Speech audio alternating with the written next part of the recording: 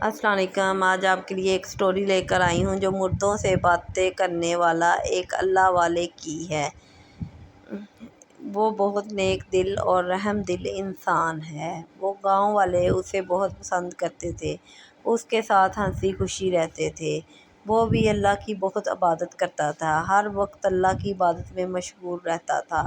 ایک دفعہ گاؤں والوں میں سے کسی کا بیٹا بیمار ہو گیا تو وہ اللہ والے کے پاس آئے، اور اللہ والے کسی کا کوئی بیمار ہو جاتا وہ اللہ والے کے پاس آتے اور اس سے دعا کراتے تھے۔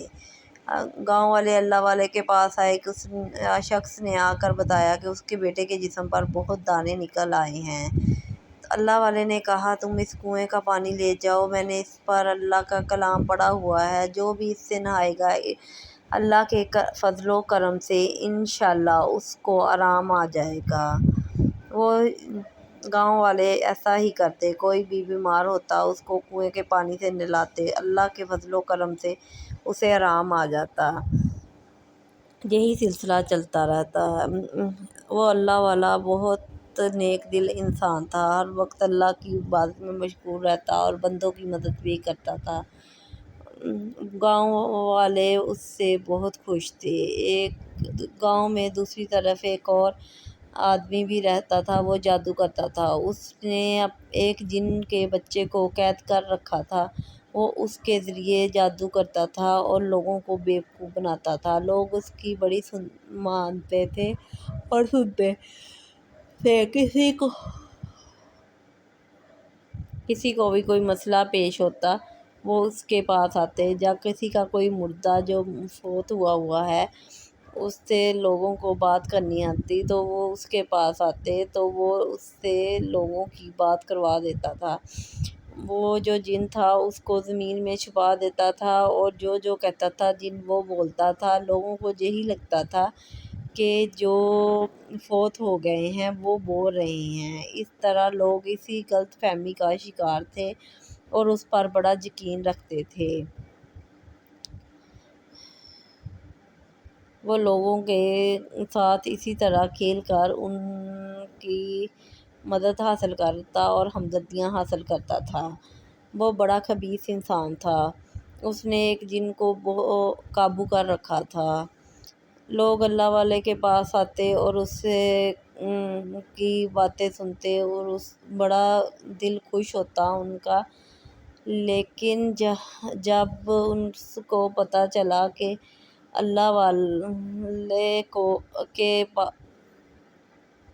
والے کو لوگ بہت مانتے ہیں اور اس پر بڑا یقین رکھتے ہیں کہ اللہ تعالیٰ کی اس پر بڑی کرامات ہیں، تو وہ جن بھی اللہ والے کے پاس آیا اور کہا، اگر تم اپنی خیریت چاہتے ہو تو ابھی اسی وقت ثابت کرو کہ اللہ تمہارے بہت قریب ہے، نہیں تو مجھے پیسے دو، میں ادھر سے چلا جاؤں گا۔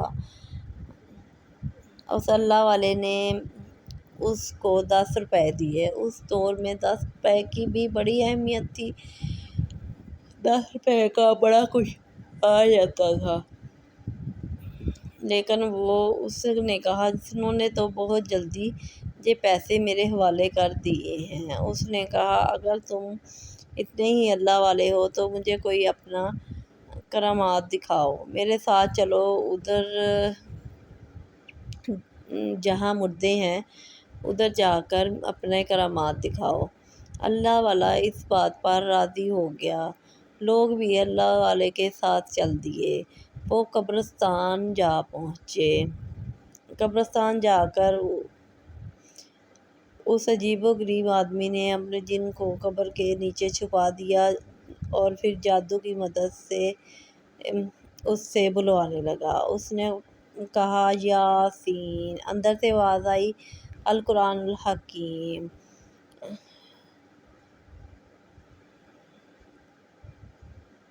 وہ جادوگر بڑا خوش ہوا۔ اللہ والا یہ سب کچھ جانتا تھا۔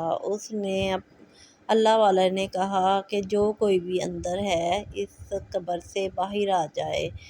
جیسے ہی اللہ والے نے کچھ پڑھا وہ قبر سے باہر آ گیا۔ اللہ والے نے کہا، تم کون ہو؟ اس نے بتایا میں ایک جن ہوں، اس نے مجھے قابو کر رکھا ہے، جب سے میں اس کے پاس ہوں یہ مجھ سے یہی کام کروا رہا ہے اور لوگوں کو دھوکہ دے رہا ہے۔ اللہ والے نے اللہ کے کرامات کی مدد سے اس کو آزاد کروا دیا اور پھر انہوں نے زمین پر ایک پاؤں مارا، اللہ کی کرامات سے ساری قبریں ہل گئیں۔ انہوں نے کہا یاسین، وہاں سے آواز آئی القرآن الحکیم۔ اب اللہ والے نے کہا تم اب ان لوگوں سے جو پوچھنا چاہو پوچھ سکتے ہو۔ وہ بڑا آدمی حیران ہوا، وہ پاؤں میں گر گیا اور معافی مانگنے لگا اور پھر دوبارہ ایسا نہ کرنے کا وعدہ کر کے وہاں سے چل دیا۔ اسی طرح اللہ تعالیٰ نے اپنے آدمی کو اپنی کرامات سے بچا لیا اور اس کی عزت رکھ لی۔ اللہ اپنے بندوں کو کبھی اکیلا نہیں چھوڑتا، اس لیے اللہ تعالیٰ کی ہمیشہ عبادت کرتے رہنا چاہیے تاکہ زندگی میں کبھی بھی کوئی مشکل آئے ہم اللہ تعالیٰ کے آگے گڑ گڑا کے اس سے مدد مانگ سکیں۔ اسی طرح اللہ والا پر لوگوں کا یقین اور پختہ ہو گیا، لوگ اس پر یقین کر کے بڑا خوش ہوتے اور اس سے دعائیں لیتے اور اس سے کرامات سے فائدہ اٹھاتے تھے۔ اللہ تعالیٰ جس کو چاہتا ہے عزت دیتا ہے اور جس کو چاہتا ہے ذلت دیتا ہے۔ وَتُعِزُّ مَن تَشَاءُ وَتُذِلُّ مَن تَشَاءُ۔ بے شک اللہ بہترین مدد کرنے والا ہے۔